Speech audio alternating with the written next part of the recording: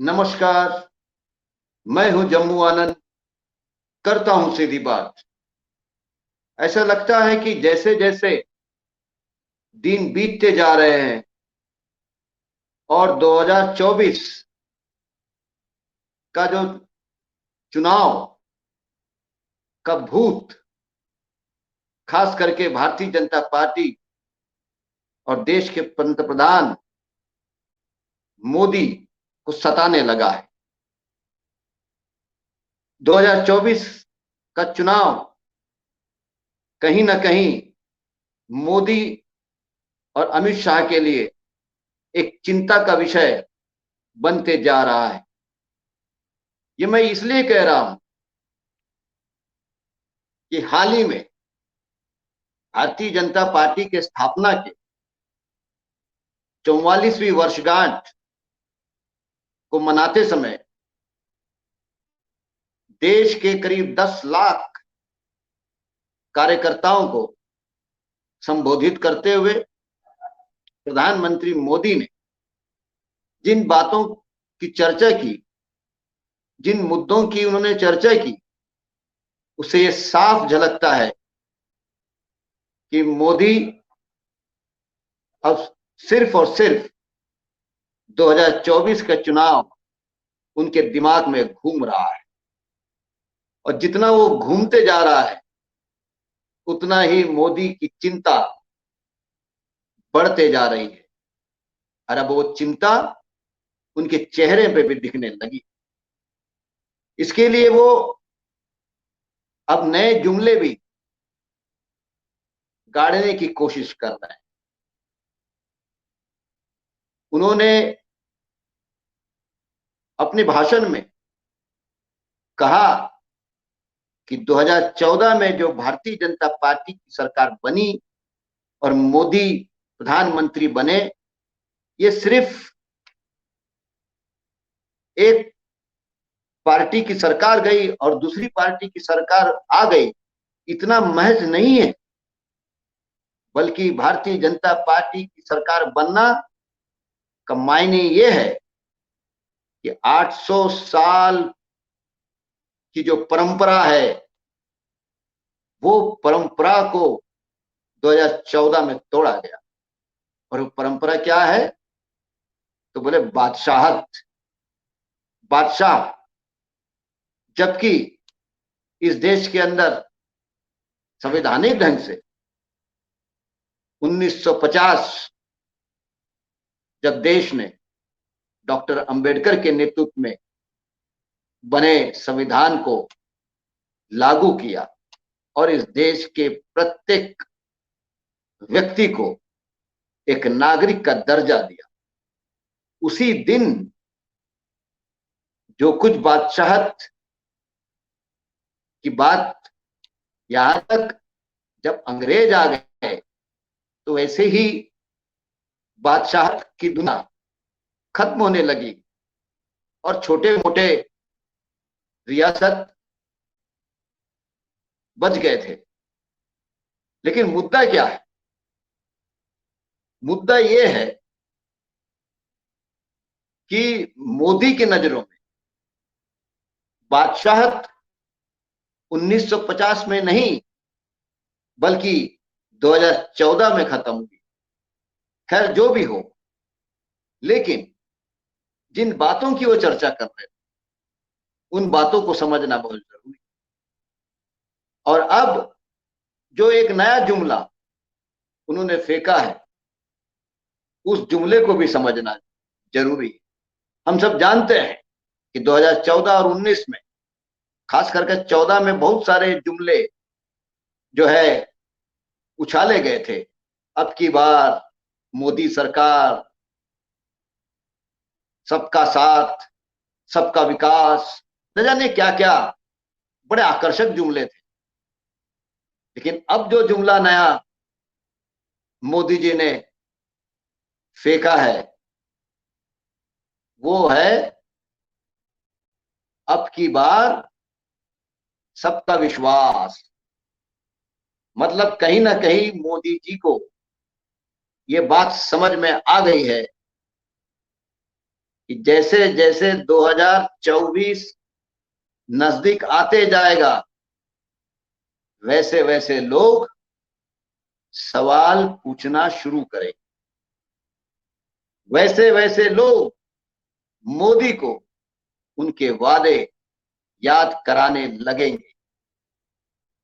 और मोदी जी को ये मालूम है कि 2014 हो 2019 हो, इस देश की अवाम को, इस देश के किसान, इस देश के नौजवान, इस देश के मेहनतकश, इन सबको जो वादा उन्होंने किया और जो वादा के बुनियाद पर उन्होंने जो वोट लिए, उनमें से एक भी वादा उन्होंने पूरा नहीं किया।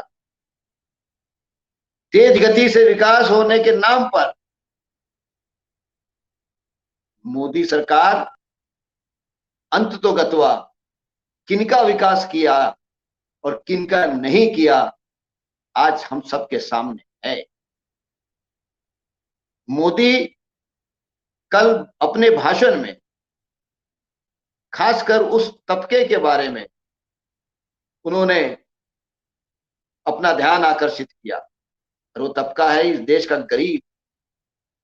उन्हें यह समझ में आ रहा है कि पिछले 8 वर्षों में और आने वाले कुछ और वर्षों में, कुल 10 वर्षों में, उन्होंने जिनका विकास किया और जिनके लिए वादा किया, वो काफी स्पष्ट होते जा रहा है।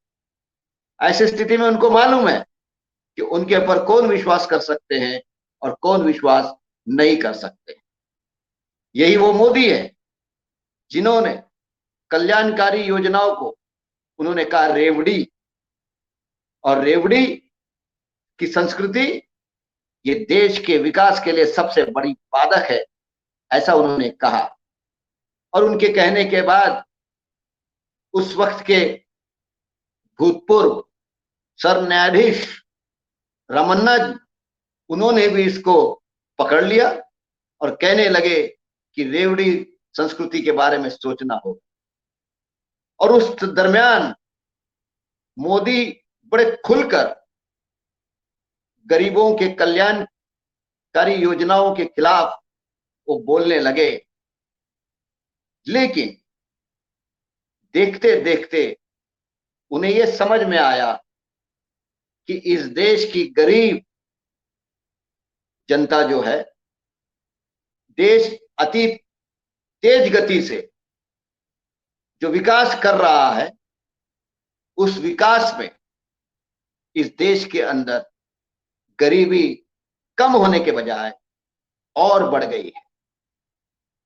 देश के अंदर जीएसटी और नोटबंदी के बाद और गरीबी बढ़ी है।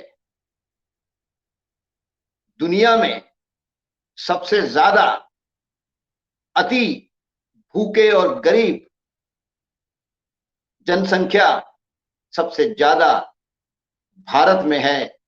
ये वास्तविकता जब सामने आई तो मोदी को भी ये ध्यान में आया कि अब ऐसा कौन सा तबका है जिस तबके को विकास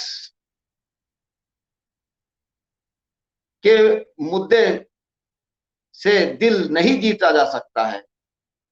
विकास के नाम पर अब उनसे वोट नहीं मांगा जा सकता है, लेकिन विश्वास के नाम पर वोट जरूर मांगा जा सकता है। और इसलिए हम और आप देख रहे हैं कि पिछले कुछ महीनों से मोदी ने एक विक्टिम कार्ड का मतलब यह है बेचारापन। एक बेचारापन का एक नया बाइनरी वो खड़ा करने की कोशिश कर रहे हैं, और जिसकी पहली झलक हमको पार्लियामेंट में उस समय दिखी जब संसद में वो खड़े होकर बोल रहे थे, भाषण कर रहे थे। संसद में तो उत्तर देना होता है, चाहे देश के प्रधानमंत्री हो या कोई मंत्री हो, उन्हें तो उत्तर देना होता है। लेकिन मोदी जी, चाहे संसद हो या संसद के बाहर हो, वो तो सिर्फ भाषण देते हैं। तो वो अपने भाषण में कह रहे थे कि इस देश के 140 करोड़ लोग उनके सुरक्षा कवच, और जब तक उनका सुरक्षा कवच उनके साथ है, कोई ताकत, कोई विपक्ष उनका कुछ नहीं बिगाड़ सकती। मतलब वो बताना चाह रहे थे कि मोदी को इस देश के अंदर खामोखा घेरा जा रहा है, उन्हें प्रताड़ित किया जा रहा है, और वो अकेले इस प्रताड़ना का मुकाबला कर रहे हैं। इस प्रकार की एक भूमिका और अपना चेहरा बनाना उन्होंने शुरुआत किया। उसी प्रकार कर्नाटक में जाकर वो भाषण देने लगे हैं कि मुझे बदनाम करने की सुपारी विपक्षी दलों ने ली है, मुझे बदनाम करने की सुपारी कांग्रेस पार्टी ने ली है। लेकिन उन्होंने ये नहीं बताया कि विपक्ष को और कांग्रेस को, मोदी को बदनाम करने के लिए सुपारी किसने दी। और ये उस समय उन्होंने कहा जब हिंडनबर्ग की रिपोर्ट सार्वजनिक हो गई और फिर अदानी का वो खेल ताश की पत्तों की तरह गिरने लगा, और ये सवाल खड़े होने लगा, मोदी जी जरा बताइए, आपके परम मित्र गौतम अडानी का ये खेल कैसे हो रहा है। ये जब हुआ तो फिर एक विक्टिम कार्ड उन्होंने सुपारी की खेली, और अब अपने कार्यकर्ताओं को संबोधित करते हुए उन्होंने दूसरा विक्टिम कार्ड खेला कि वो भ्रष्टाचारियों के खिलाफ नकेल कसे हुए हैं, और भ्रष्टाचारी उनकी कब्र खोदना चाहते हैं। तो विक्टिम कार्ड, सुरक्षा कवच से लेकर सुपारी होते होते कब्रिस्तान, कब्र तक वो चले गए। ये प्रतीत इससे ये होता है कि कहीं ना कहीं मोदी इस बात से सतर्क हो गए हैं, और इस बात को वो समझ रहे हैं कि हिंडनबर्ग की रिपोर्ट, भारत जोड़ो यात्रा के बाद की अवस्था, राहुल गांधी के द्वारा उठाए गए संसद में सवाल के बाद कहीं ना कहीं इस देश की राजनीति का रुख वो बदल रहा है, और शायद तेजी से बदल रहा है। और उस तेजी से बदलने का संकेत अगर कहीं से मिल रहा है तो मिल रहा है कर्नाटक से। इसलिए अब मोदी कोई विकास की चर्चा करना नहीं चाहते। मोदी उन दिए हुए वादों की चर्चा नहीं करना चाहते, चाहे वो वादे काले धन के हो, चाहे वो वादे 15 लाख के हो, चाहे वो वादे रोजगार के हो। अब मोदी जिस रेवड़ी संस्कृति को लेकर इतनी बड़ी बड़ी बात कह रहे थे देश के अहित में, उसी मोदी को यह समझ में आ गया है कि अगर इस देश के अंदर गरीबों का वोट लेना है तो फिर गरीबों के कल्याणकारी कोई योजना ऐसी बनानी होगी जिस योजना के चलते मोदी जी गरीबों का विश्वास जो है वो मोदी पर है। ये बाइनरी, ये नैरेटिव वो खड़ा करना चाहते हैं, और इसलिए आने वाले दिनों में देश की जनता जरूर ये पूछेगी अब की बार